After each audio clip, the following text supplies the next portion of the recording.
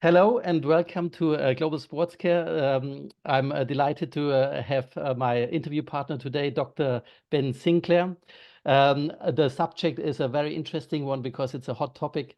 Despite having had now 4 years of COVID-19 issues, our subject today is long COVID in athletes.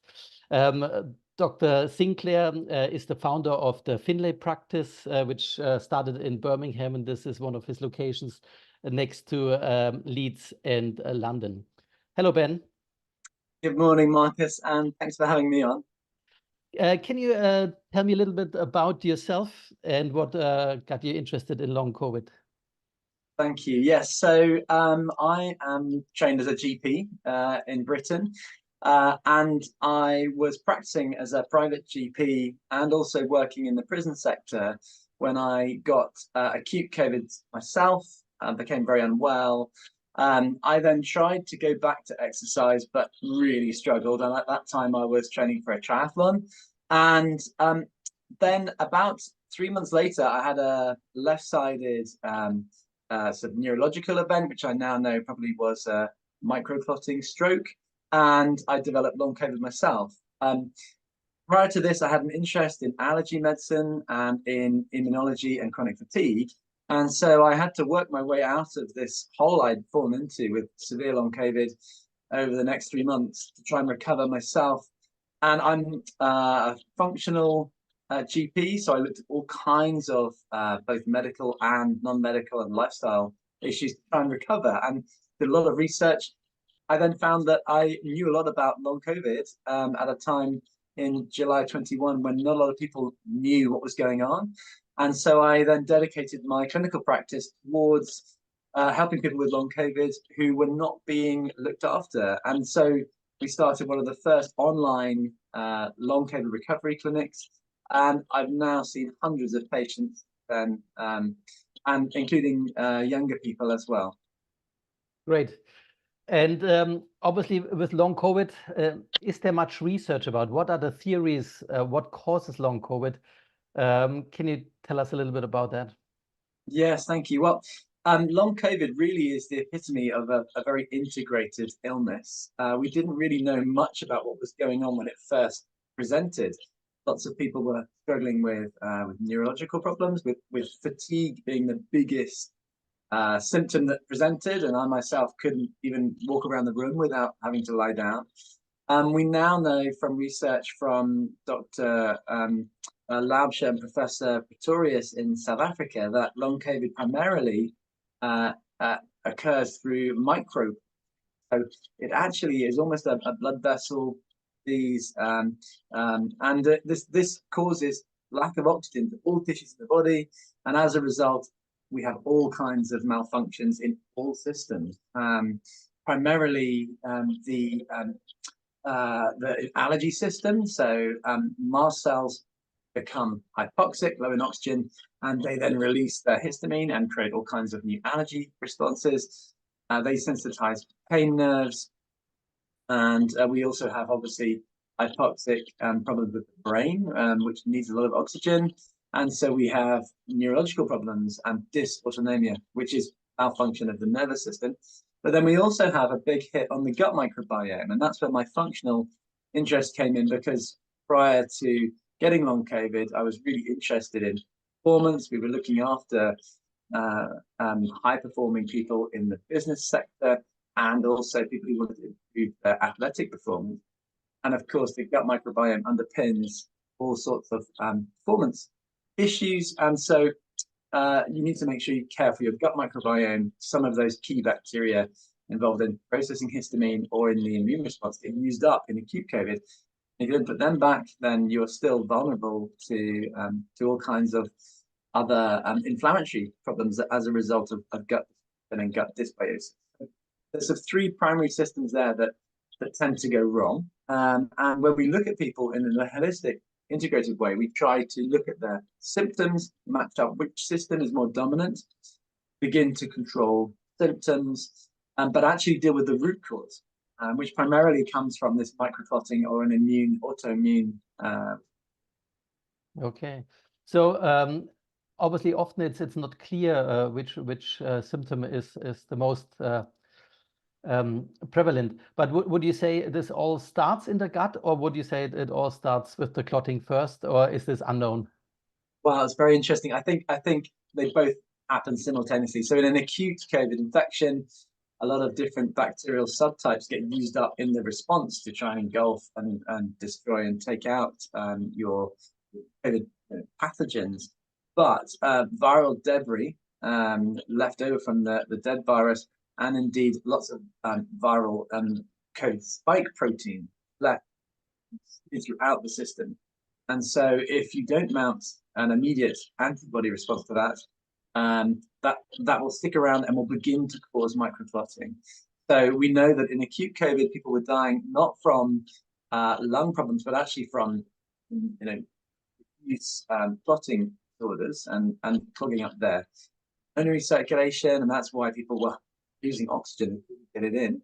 It wasn't a breathing disorder, actually a blood vessel disorder. So there's a huge amount of microclotting at first in the immune response with this cytokine release, with a big storm of inflammatory chemicals in the initial response.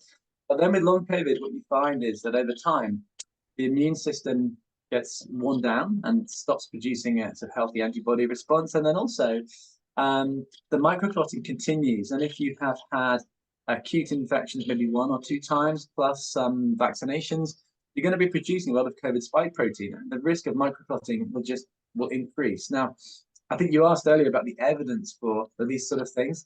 So microclotting is well described in the literature in studies. A recent study in Sheffield is demonstrating, as confirmed in South Africa, all participants who applied to the study, long COVID, whether they were randomized to blind no treatment or to treatment, all had microclotting on their microscopy of their initial. So microclotting is a major factor at cellular level, but the systems that go wrong, they tend to flux and change. So it's been quite an interesting adventure to understand, both looking at myself and how my system developed and my symptoms, and in my patients, how at different times in the illness, different systems begin to manifest problems as the illness progresses. And so you've got to work out where you are in that progression and treat those symptoms to calm them down, enable the patient to be able to function, because a lot of my patients are either bedbound or unable to leave their home or using a wheelchair because of such crushing fatigue. And we know mitochondrial disorders play a big part. So the mitochondria, the energy producing part of the cell, has a lot of problems too. And that we think that's also to do with a lack of key through and not being produced or metabolized by the bacteria that have been knocked out by the COVID. So there's so many things going on in this. It's been a really interesting learning journey, and I think we're learning so much more. So much more research is needed because we're really at the cutting edge at Dr. Finlay's of demonstrating protocols and providing those, and working with people around the world who are at the cutting edge of treatment of this disorder, because there are a lot of different theories, and around the world you have different experts. Some of them believe in microclotting, some of them don't. Some of them think it's live virus persistence. Is the virus still in your body? Some people believe that it's all autoimmune, and some people believe it's all allergy. And so as we go on, we're learning that these things are all interlinked. But all these theories lead to, in a way, chronic inflammation. This is one thing. And then this chronic inflammation also makes your immune system weak. And then one theory is that due to this, you reactivate old viruses. Can you tell us a little bit about that? And this is what really was interesting, because as I got better from long COVID, other people were not getting better at the same speed as I had. And I was very lucky to have the right knowledge to apply these lifestyle and holistic principles to my own recovery, like cold water immersion, Wim Hof breathing, and changing my already relatively healthy diet to lower histamine diet and to a low gluten, low irritation, low inflammation diet. But so just remind me of that question again. The A particular question. reactivation of old viruses. Yes, basically. thank you for getting me back on track. So the reactivation of viruses then became more of an issue often after maybe about 12, 18 months. People would be improving, and you think, oh, great, they look like they're healing, they're 75% better. Then they would maybe get a second infection of a cold or maybe an untested COVID, because we know it's still flying around. And then they would really plummet, and then they would continue to plummet and not recover in the same way. Now, some of those patients we now know have co-infection. So obviously, we know that in childhood, we're exposed to many different bugs and viruses that are endemic in the population, as now COVID is. EBV, Epstein-Barr virus, is one of those. Many people in Europe will already carry or have immunity to Epstein-Barr virus, but don't clear Epstein virus. It can stay in your nerves, often in the brain, and then it can reactivate if you become immune suppressed. So you're dead right, Marcus. If you slowly become more and more unwell, your immune system is busy taken up dealing with spike protein and a reaction to that it gets run down. You then tend to get EBV popping up and taking advantage of the situation, multiplying. And so we test people and we find that actually they're carrying live circulating, replicated EBV. We also find that people have significant reactivations of varicella zoster virus, chickenpox virus. Obviously, most people have had that in childhood, but we know that in shingles, the chickenpox virus, it hides in the nerves. And again, we see people with reactivations of shingles and also high levels of circulating varicella. So herpes viruses, they stay around and they can reactivate, and they can cause a lot of problem. It's another immune hit, and so your immune system is now fighting two enemies, one in the front of it, one behind it, and it's really hard then to recover unless you're treating infection. Then what's interesting is if you then take out one of these co-infections or both, then you then find that then the body can deal with the COVID spike protein and mount a correct immune response better. I forgot to mention Lyme's disease, which comes from insect and tick bites. And so many people have also been discovered to have latent or sleeping Lyme's disease, which can then reactivate and then can cause significant problems. The good news is we have treatments available, Lyme's disease, for EBV, for reactivations of viruses, and we're looking at some novel treatments like selective oligonucleotide therapy, which can claim to eradicate these things. So we have treatments for them even before we had treatments for long COVID. If you unburden the immune system, you're more likely to be able to fight off your long COVID and recover good immune function and repair yourself if you've dealt with the microclotting and spike protein. So regarding symptoms, you already spoke about the patients you see is a large percentage has fatigue. Yeah. Then you hear always a brain fog, headaches, gut issues, lung issues, heart issues. And obviously looking like myself after athletes, the question is how do those athletes get affected? How do they present to you? What are their worries? Of course. Well, I'm a good case in point. I was training for triathlon when I got acute COVID. I tried to go back to exercise maybe 3 weeks after I'd had my acute COVID. And I wasn't hospitalized or ventilated, but I was quite unwell for 2 weeks in December 2020. What I found was I just had really poor recovery. I couldn't run at a normal speed. And I found increasingly that if I did go and do any strong, strenuous exertion, it would lay me in bed with a huge headache. Now, you've got to imagine the picture here is you're on the top of Everest and you're doing, let's say you're doing circuits on top of Everest. You haven't got that's the equivalent of training when you have long COVID. So my advice to athletes is, first of all, identify if you have some unusual fatigue or drop in performance and associated maybe brain fog, crashes, strange food intolerance, new allergies, and needing more sleep than normal. And the key thing is to identify that. This may be a long COVID, and 1 in 10 people who get infected with COVID will go on to develop long COVID, 1 in 30 will have more severe symptoms. So actually, if you're an athlete, the first thing to do is rest. I always used to think exercise was the best medicine, everything. And as a exercise bunny, of course, why wouldn't I? But it makes you feel good. It releases endorphins. And it's good for heart, depression, weight management, all this performance, right? But exercise is not the best medicine in the initial stages of long COVID. It's actually the worst thing you can do, and it might take up to a month to recover from a crash, and a crash being an extreme, exacerbation of the severe symptoms, which might put you in bed for 3 days, maybe a week. Some people at the extreme end, they'll have to go to a hospital appointment, and that will be so much exertion that they'll have to go to bed for a week. Their system is overwhelmed. So for athletes, identify, first of all, is really key for people in the sports world to identify long COVID early. Continuing to train is detrimental and probably will result in further kind of hypoxic injury and severity. Secondly, I think then you need to stop all training, apart from what we call, give permission to potter. And that just means, walk around the house and not doing any heavy exercise, not doing any heavy DIY, just pottering. And that's very hard to do for some people who are very keen to get out there and do exercise.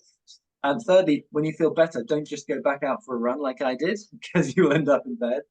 And fourthly, get some treatment. Now, we have built an integrated online service, including myself, my colleague, Dr. James Gill, and then we have a nutritionist. We have a psychologist who does vagal theory to help deal with the mind-body link. And various other professionals in our team online, including a breath coach, because we know that all these things may go wrong. So we need to actually form a plan around the person who needs to get back to high performance. And whether it's a CEO or whether it's an athlete, approach is often similar, because high performing people actually struggle to maintain and manage their own expectations. They want to go out like I did and continue exercising. Not just exercise, it's actually mental exertion, social exertion, emotional stress. These things actually can lay you in bed as well, because your brain is still working at a high level. The symptoms can last a long time, and unless you stop. The evidence on my initial research on our patient group is that those who rest early recover quicker. Okay. So it's really important to recognize this.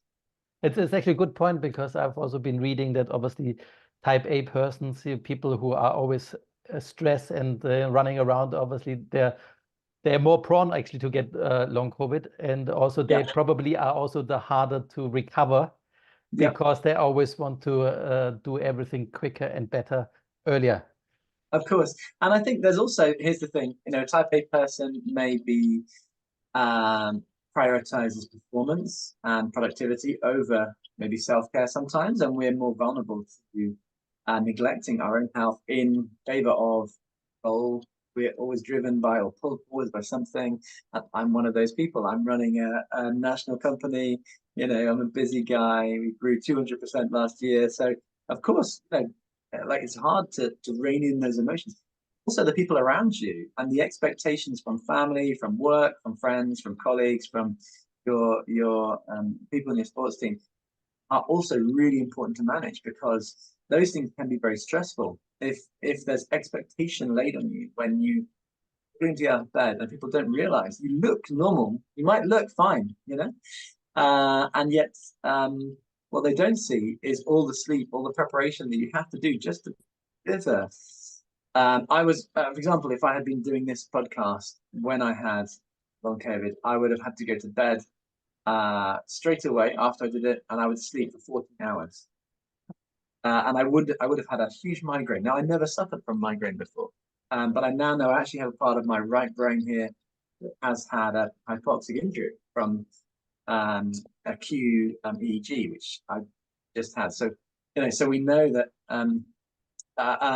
even just thinking, the brain needs huge blood supply, and so we have to be really careful to manage expectation. And I think, along with chronic fatigue syndromes, those type A people are more at risk of these things, and they may be more vulnerable. We see associations with neurodiversity and with long COVID. We see associations with hypermobility, previous allergy, people who've had multiple infections in childhood, or people who've been born by cesarean section. Again, the gut microbiome and your genetic risk.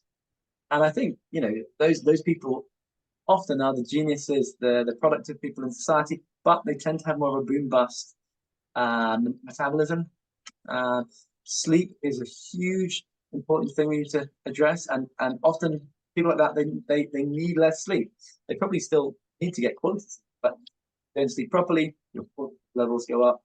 What is cortisol? It's an inflammatory stress hormone, and this then creates a huge impact on your sleep. Great. So I think let's speak about possible treatments. Yeah. So I mean, I think what interested us, Markus, when we connected over this issue was I'm quite broad in my approach. I'm a family doctor, general practice doctor, but I recognized the allergy system was wrong. And I also recognized the gut microbiome was wrong, because many people have acid reflux or constipation or diarrhea. I also recognized that the microclotting, the vascular system was wrong. I had very strange, I get cold hands and feet, the COVID toes. I get new migraine. I get palpitations. So there's three major systems here to look at. What I tended to do was start with the lifestyle.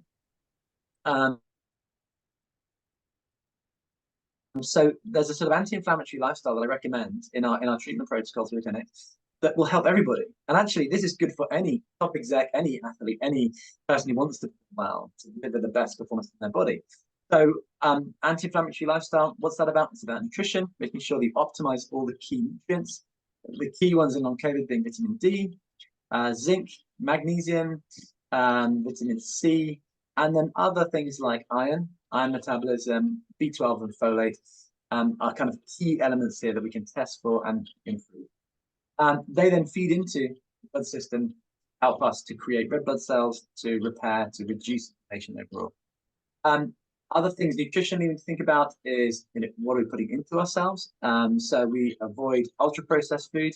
We often reduce gluten, and we advise reduce histamine in our diet. So things like bananas, a lot of athletes eat, high in histamine. Shellfish are also high in histamine. Avocados, sadly, which are often part of keto diets, which are great, but avocados can be high in histamine. So we look at the diet and nutrition, and we use our nutritional therapist, Natasha, to work closely on that. We often do gut microbiome analysis and find out which of these little, bacteria groups are lacking. So the histamine regulating bacteria, they often get knocked out. The bacteria that are involved in metabolizing tryptophan, melatonin, and serotonin, they often get knocked out. I make sure treating these at finer points to improve serotonin, because mood often falls, and melatonin, sleep often goes out the window. So we look very closely at the gut nutrition first. We also combine that in people who are willing, and sometimes athletes are more willing than the general public, to try things like breath work. So we recommend box breathing and other types like Wim Hof breathing if possible. And we combine that with cold water immersion or cold showers. And then, Markus, you've tried some of these things. Yes, so I'm actually, and meditation you haven't mentioned. I think, to calm down your nervous system, meditation is also a good one. And I think the stress element you said, which can cause some of those symptoms, are turned down with meditation, Wim Hof breathing, and cold water immersion. And, exactly. And when you come to medications, I know we don't give any medical advice here. It's just a discussion for entertainment. But what medications are out there which have some evidence? Interesting. Yeah. So early on in acute COVID setting, various medications were thrown at people who were very unwell, and some of them came back with positive results and preventive results. So coming up the charts, we have metformin, which was a diabetic medicine that improves insulin sensitivity, which can be part of the gut problem we have. You also have things like ACE inhibitors, and we know that the ACE receptors are involved in acute COVID and the problems there that you have with the receptors. You also have aspirin. Now, aspirin's as old as the hills, comes from willow bark, a very old pain reliever, but actually it's a mild blood thinner and can work very well as an antiplatelet to stop the blood cells being so sticky. So this has great benefit. Nattokinase is an extract from fermented soybeans, and this can help also to reduce the buildup or break down microclots as a nutritional supplement. Moving forwards, we then find things like antihistamines can be helpful to control the histamine response, particularly things like fexofenadine, ketotifen. Ketotifen goes into the brain, which can be very useful in some people. We also sometimes find that we have SIBO, so overgrowth of the wrong bacteria, and we have to treat that sometimes with antibiotics or with a dietary change. We also find that in some more severe cases, we have to go a bit further into the immune system. And just to clarify as well, we have to rule out any other autoimmune conditions. So we should, as a baseline, be checking for heart, are there any other problems? Getting an ECG as a baseline, maybe an echo scan. And for other organs, we might check function with a full set of blood tests. Kidneys sometimes go off, liver function sometimes goes off. So then we're thinking more in the more severe cases, right? How are we going to clear COVID spike protein? And monoclonal antibodies have been coming up the charts because they can attach and get rid of the COVID spike protein feeded through the body blood vessels.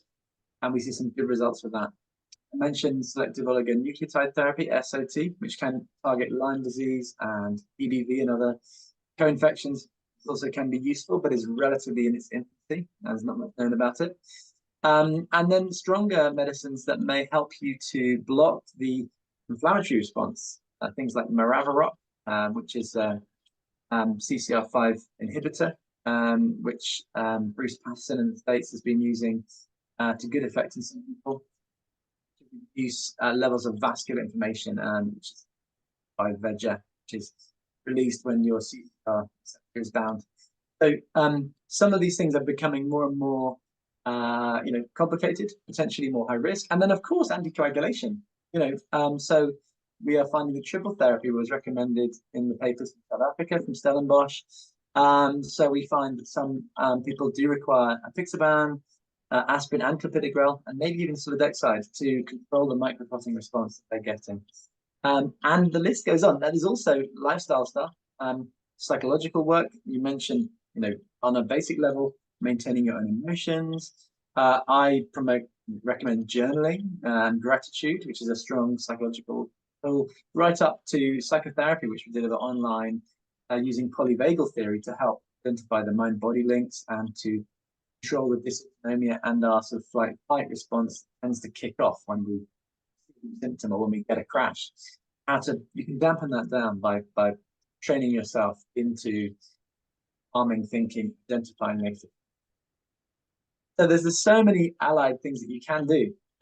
Last thing, just very exciting. We launched our clinic in London, and we have the red light therapy machine, photobiomodulation, which athletes may be familiar with for recovery, for